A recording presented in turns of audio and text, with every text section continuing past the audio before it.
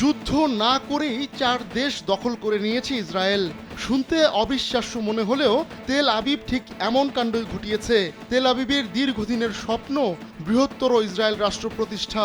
তাদের সেই স্বপ্ন বাস্তবায়ন হলে বলি হবে অনেক দেশ।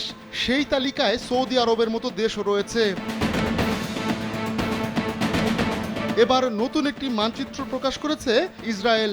সেই মানচিত্র ঘিরেই শুরু হয়েছে তোলপাড়। ইসরায়েলের অফিসিয়াল সোশ্যাল মিডিয়া হ্যান্ডেলে প্রকাশিত ওই মানচিত্র অনুযায়ী ঐতিহাসিক অঞ্চলকে নিজের বলে দাবি করেছে তেল আবিব।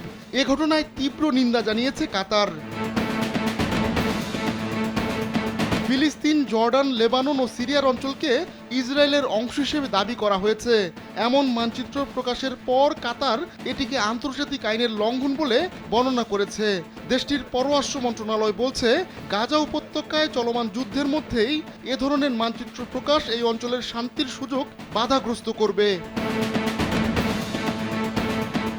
ইসরায়েলের নতুন এই মানচিত্র নিয়ে নিন্দা জানিয়েছে ফিলিস্তিন ও জর্ডানও।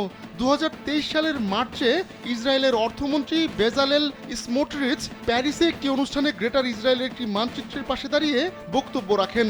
সেখানে জর্ডানকে স্বঘোষিত ইহুদি রাষ্ট্রের অংশ হিসেবে দেখানো হয়।